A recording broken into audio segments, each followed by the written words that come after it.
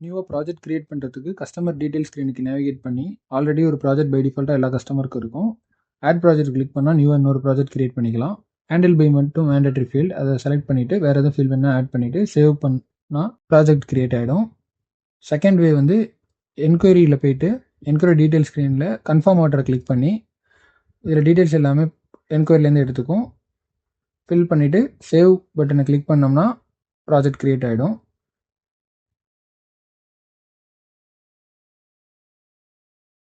Next இந்த ப்ராஜெக்டை filter பண்ணி பார்க்கணுன்னா ப்ராஜெக்ட் லிஸ்ட்டில் ஃபில்டர் கிளிக் பண்ணி இன் ப்ராக்ரஸ் மட்டும் ஃபில்டர் பண்ணியிருக்கேன். இப்போ வேணான்னா கிளியர் பண்ணிட்டோம்னா எல்லா ஃபில்டர் கிளியர் ஆகிடும். நெக்ஸ்ட் ப்ராஜெக்ட் எடிட் பண்ணுறதுக்கு எடிட் ஐக்கான் கிளிக் பண்ணி ப்ராஜெக்ட் மெம்பர்ஸ் வேணால் இந்த இடத்துல ஆட் பண்ணிக்கலாம்.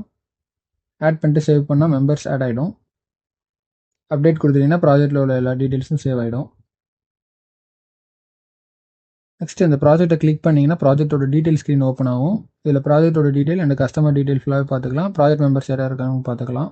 நெக்ஸ்ட் ஃபைல்ஸை கிளிக் பண்ணி டிசைன் ஃபைல்ஸ் ஆட் பண்ணணும்னா நியூ ஃபைல் கிளிக் பண்ணி நேம் அண்ட் அந்த ஃபைலை சூஸ் பண்ணிவிட்டு அப்லோடு கொடுத்துட்டிங்கன்னா ஃபைல் அப்லோட் ஆகிடும். இதை நீங்கள் டெலிட் பண்ணிக்கலாம், இல்லை டவுன்லோட் பண்ணி வியூ பண்ணி பார்த்துக்கலாம். நெக்ஸ்ட் ஸ்கோப் ஆஃப் ஒர்க்குங்கிறது பிஓகியோட ஒரு சம்மரி. இதை ரூம் வைஸ் ஸ்ப்ளிட் பண்ணி நீங்கள் பார்த்துக்கலாம், space wise. Next order sheet enquiry இருக்கும்போது எப்படி ப்ரப்போசலோ அதுமாரி ப்ராஜெக்டாக வந்த பிறகு ஆர்டர் ஷீட். இதில் எதுவும் சேஞ்சஸ்னால் நீங்கள் எடிட் பிஓகி கொடுத்து சேஞ்ச் பண்ணிட்டு save and generate order sheet கொடுத்தீங்கன்னா இந்த ஸ்க்ரீன் வந்துடும். இது வரைக்கும் சேவ் ஆன எல்லா அந்த பிஓகி ஐட்டம்ஸ்லாம் ஜென்ரேட் ஆர்டர் ஷீட் கொடுத்தா பிடிஎஃபாக வந்துடும். இல்லை வெர்ஷன் நேம் கொடுத்துட்டு சேவ் கிளிக் பண்ணிட்டீங்கன்னா ஆர்டர் ஷீட்டோட வெர்ஷன் சேவ் ஆகிடும். நியூ மைல்ஸ்டோன் கிரியேட் பண்ணுறதுக்கு அந்த ப்ளஸ் ஐக்கானை கிளிக் பண்ணிவிட்டு மைல்ஸ்டோன் நேம் அந்த மெம்பர்ஸ் ஆட் பண்ணிவிட்டு என்ன ஃபேஸ் அப்படிங்கிறதையும் செலக்ட் பண்ணிவிட்டு ஸ்டேட்டஸ் அமௌண்ட் எல்லாமே என்டர் பண்ணிவிட்டு சேவ் கொடுத்துட்டிங்கன்னா மைல்ஸ்டோன் கிரியேட் ஆகிடும். ஒன்ஸ் மைல்ஸ்டோன் கிரியேட் ஆனோடனே மைல்ஸ்டோனோட டீடைல் ஸ்க்ரீன் போய்டும். அங்கே மைல்ஸ்டோனோட மெம்பர்ஸ் வேணால் நீங்கள் ஆட் ரிமூவ் பண்ணிக்கலாம். மைல்ஸ்டோனோட எடிட் பண்ணால் எடிட் ஐக்கான் கிளிக் பண்ணி எடிட் பண்ணிக்கலாம்.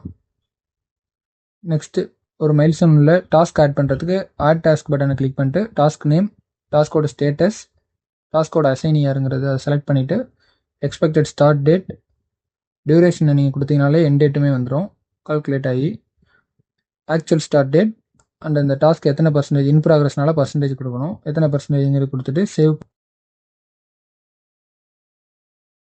நெக்ஸ்ட் லிஸ்ட் ஆஃப் டாஸ்கோட ஓவரால் வெயிட்டும் இந்த ப்ராக்ரஸ் பர்சன்டேஜ் இது ரெண்டுமே கால்குலேட் ஆகிடும். எக்ஸ்பெக்டட் ஸ்டார்ட் டேட்டும் டேட்டும் அதே மாதிரி கால்குலேட் ஆகிடும்.